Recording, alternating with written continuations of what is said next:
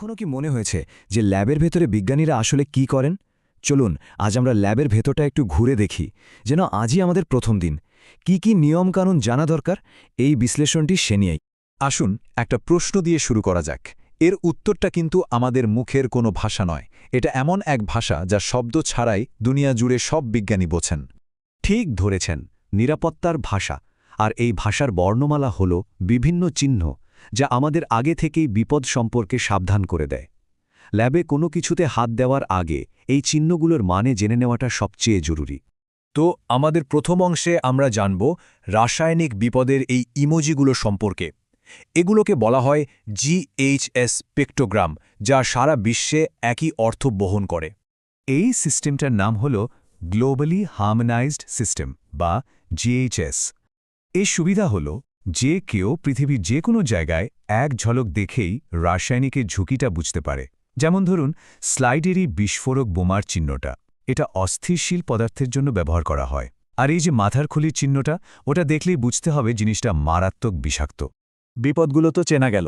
এখন প্রশ্ন হল, নিজেকে বাঁচানোর উপায় কি? আমাদের প্রথম এবং প্রধান প্রতিরক্ষা ব্যবস্থা হল পার্সোনাল প্রোটেক্টিভ ইকুইপমেন্ট বা সংক্ষেপে PPE।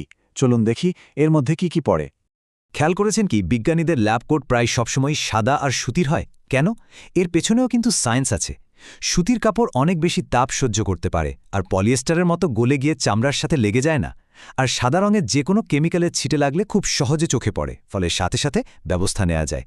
আচ্ছা, গ্লাভস মানেই কিন্তু সব রাসায়নিক থেকে সুরক্ষা নয়। ভুল উপাদানের গ্লাভস পরলে সেটা রাসায়নিকের সাথে বিক্রিয়া করে আরও বড় বিপদ ডেকে আনতে পারে। যেমন শক্তিশালী অ্যাসিড বা ক্ষার নিয়ে কাজ করার সময়ে PVC গ্লাভস সবচেয়ে ভালো। আবার তেল বা সলভেন্টের জন্য নাইট্রাইল গ্লাভস বেশি কার্যকর। তাই কোন কাজের জন্য কোনটা ঠিক সেটা জানাটা খুব জরুরি। আমাদের এই সফরের পরের ধাপে আমরা পরিচিত হব রসায়ন ল্যাবের একেবারে মৌলিক কিছু সরঞ্জামের সাথে, মানে বিভিন্ন ধরনের কাজপত্রের সাথে। চলুন আলাপ করা যাক। ল্যাবের সব কাঁচের জিনিসকে আমরা খুব সহজে দুটো পরিবারে ভাগ করে ফেলতে পারি। একদল হল ধারক, আরেক দল সরবরাহকারী। ধারক পরিবারে আছে বিকার বা ফ্লাস্কের মতো পাত্র, যাদের কাজ হল রাসায়নিক পদার্থ ধরে রাখা। আর সরবরাহকারী পরিবারে আছে পিপেট বা বিউরেট, যাদের কাজ হল মেপে তরল দেওয়া। বিকারকে বলা যেতে পারে ল্যাবের ওয়ার্কহর্স, মানে সবচেয়ে বেশি ব্যবহার হওয়া পাত্র। কিন্তু একটা কথা মাথায় রাখা খুব জরুরি, বিকারের গায়ে যে দাগ কাটা থাকে ওগুলো কিন্তু নিখুঁত পরিমাপের জন্য একদমই নয়। ওটা দিয়ে শুধু একটা মোটামুটি ধারণা পাওয়া যায়। যখন একদম কাটায় কাটায় মাপা ঘনমাত্রার একটা দ্রবণ বানানোর দরকার পড়ে, তখন আমাদের নায়ক হল ভলিওমেট্রিক ফ্লাস্ক। এর ওই যে লম্বা সরু গলা আর তার উপরে ছোট্ট একটা দাগ, এটাই হলো এর নির্ভুলতার আসল রহস্য। এর কাজটাই খুব স্পেশাল। এবার আসি দুই নিখুঁত সরবরাহকারীর কথায়। পিপেট ব্যবহার হয় যখন একটা ফিক্সড পরিমাণ, ধরুন ঠিক 10 মিলি বা 25 মিলি তরল একবারে সরাতে হয়। আর বিউরেট ব্যবহার হয় যখন ফোঁটা করে মেপে কম বা বেশি পরিমাণে তরল যোগ করতে হয়। বিশেষ করে টাইট্রেশনের জন্য এটা ছাড়া চলেই না। টাইট্রেশন হলো এমন একটা পদ্ধতি যা দিয়ে কোনো দ্রবণের অজানা ঘনমাত্রা বের করা হয়। দেখুন, শুধু ভালো সরঞ্জাম থাকলেই তো হবে না, তাই না? একদম নিখুঁত রেজাল্ট পেতে হলে আমাদের কিছু জরুরি কনসেপ্টও বুঝতে হবে। চলুন এবার সেই জগতে ঢোকা যাক। আচ্ছা, এই প্রাইমারি স্ট্যান্ডার্ড জিনিসটা আবার কি? খুব সহজ করে বললে এটা হলো কেমিস্ট্রির দুনিয়ার মাস্টার রুলার। মানে এটা এমন একটা খাঁটি আর নির্ভরযোগ্য পদার্থ যেটাকে মাপকাঠি ধরে আমরা অন্য সব দ্রবণের ঘনমাত্রা মেপে থাকি। কিন্তু যে কোনো পদার্থ চাইলেই এই মাস্টার রুলার বা প্রাইমারি স্ট্যান্ডার্ডের সম্মান পায় না। এর জন্য তাকে চারটা কঠিন শর্ত পূরণ করতে হয়। তাকে হতে হবে একদম বিশুদ্ধ, বাতাসে স্টেবল, এর আণবিক ভর হতে হবে বেশি, এবং তাকে সহজেই দ্রাবকে গুলে যেতে হবে।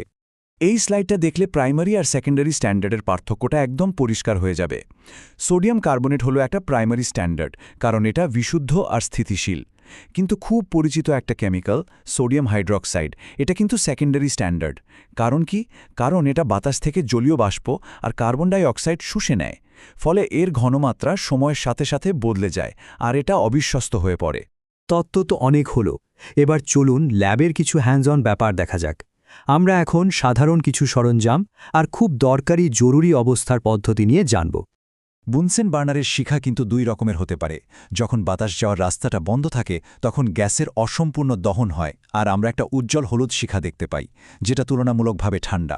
আর যখন বাতাস যাওয়ার রাস্তা খোলা থাকে তখন হয় সম্পূর্ণ দহন, আর আমরা পাই প্রায় অদৃশ্য একটা নীল শিখা যা অনেক অনেক বেশি গরম। ল্যাবে একটা সাধারণ দুর্ঘটনা হলো কেমিক্যাল বার্ন বা রাসায়নিক পোড়া। যদি এমন কিছু হয় তাহলে সবচেয়ে গুরুত্বপূর্ণ আর প্রথম কাজ হলো পোড়া জায়গাটা 15 থেকে 20 মিনিট ধরে অনবরত ঠান্ডা জল দিয়ে ধোয়া। জলের স্রোত কেমিক্যালটাকে হালকা করে দেয় আর তাপও শুষে নেয়। এর পরেই নির্দিষ্ট প্রশমক ব্যবহার করতে হবে। আমাদের এই সফরের একেবারে শেষে আমরা কথা বলবো একজন পেশাদার বিজ্ঞানীর মানসিকতা নিয়ে, মানে ল্যাবে কাজ করার নৈতিক দায়িত্বগুলো কি কি।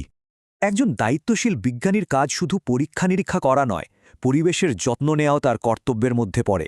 তাই বর্জ্য ফেলার আগে তার পিএইচ নিয়ন্ত্রণ করা, বিভিন্ন ধরনের বর্জ্যকে আলাদা আলাদা রাখা আর যতটা সম্ভব কম রাসায়নিক ব্যবহার করে পরীক্ষা করা, এগুলো খুবই জরুরি। তাহলে মূল কথাটা হলো, ল্যাবের নিরাপত্তা মানে শুধু কিছু নিয়মকানুনের তালিকা নয়, এটা আসলে একটা সংস্কৃতি, একটা মানসিকতা যা আমাদের রাসায়নিক সরঞ্জাম আর সবচেয়ে বড় কথা আমাদের পরিবেশকে সম্মান করতে শেখায়। তাহলে সবশেষে প্রশ্নটা হলো, একজন দায়িত্বশীল বিজ্ঞানী হওয়ার পথে প্রথম পদক্ষেপ কোনটা হওয়া উচিত? শুধুমাত্র নিজের সুরক্ষা নিশ্চিত করা, নাকি আমাদের এই গ্রহের সুরক্ষাও? একটু ভেবে দেখুন তো।